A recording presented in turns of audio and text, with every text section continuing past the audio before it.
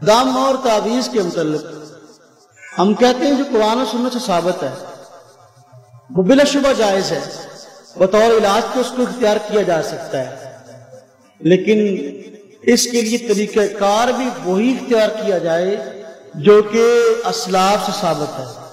جو طریقہ کار آج بعض عاملوں نے اختیار کیے ہیں اس کی ہرگز اجازت نہیں ہے۔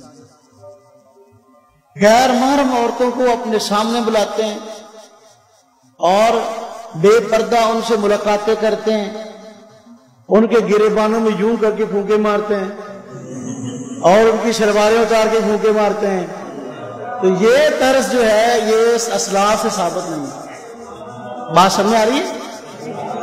یہ طرز جائز ہے۔ ایک چیز کا قرآن و سنت سے جو جواز ہے، جس طرز سے ہے اس طرز سے اس کو اختیار کیا جائے۔ یہ طرز جو آیا ہے اس طرز کی کبھی بھی حوصلہ افزائی نہیں کی جا سکتی، بلا شبہ یہ اہل علم کو بدنام کرنا ہے، بلا شبہ اپنی شخصیت کو تباہ کرنا ہے۔ غیر محرم عورتوں کو تعویذ دینے کی ضرورت پیش آئے اس کے لیے پردے کا اہتمام ہونا چاہیے۔ وہ پردے کے پیچھے آئے یا کوئی آپ کی بہت ہی مجبوری بن جائے، کبھی وہ بیچاری اگر برقعے پہن کے آئی ہے، کوئی ضروری بات کرنی پڑی تو اپنی نظر کو نیچے رکھے جو ہے وہ بات کریں اس سے، وگرنہ پردے کا اہتمام کرے، پردے کے پیچھے اس کی بات سنیں، اس کو تعویذ لکھ کے دے دیں۔ لیکن یہ جو طریقہ کار ہے سامنے بٹھا کر بند کمرے میں بلا کر جو ہے اس کو تعویذ دینے کا معاملہ یہ ہرگز جائز نہیں ہے۔ اللہ کے نبی صلی اللہ علیہ وسلم دنیا کی پاک دامن ہستی ہیں، اکیلی عورت کے ساتھ رہنا اللہ کے نبی صلی اللہ علیہ وسلم کی ذات کبھی آپ گوارا نہیں کرتے تھے۔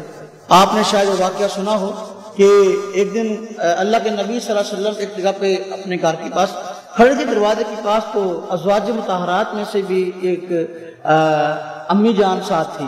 ایک صحابی وہاں سے گزرے تو نبی پاک صلی اللہ علیہ وسلم پر نظر پڑی ہوگی کہ کھڑے ہیں خاتون کے ساتھ، تو اللہ کے نبی صلی اللہ علیہ وسلم نے پہچان لیا کہ اس نے نا اب پتہ نہیں کیا بیچارہ سمجھے گا۔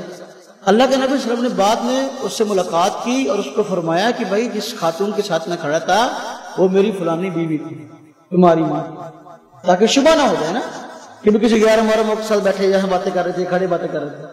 تو بھائی اللہ کے نبی صلی اللہ علیہ وسلم تو اتنا اہتمام کرتے ہیں، جو پوری امت کے روحانی باپ ہیں، تو ہمیں اور آپ کو کتنے اہتمام کی ضرورت ہوگی بھائی؟ یہ جو معاملہ شروع کیا ہے نا بعض عاملین نے، ہاں جی وہ عاملین تو ہیں لیکن کاملین نہیں ہیں۔ عامل کے ساتھ کامل ہونا بھی ضروری ہے، کسی اللہ والے سے پہلے اپنی اصلاح کرے اور اصلاح کے بعد یہ معاملہ شروع کرے، اسلاف کے طرز کو نہ چھوڑے، اپنی مرضی سے ایسے معاملات کرے گا تو پھر بات خراب ہے۔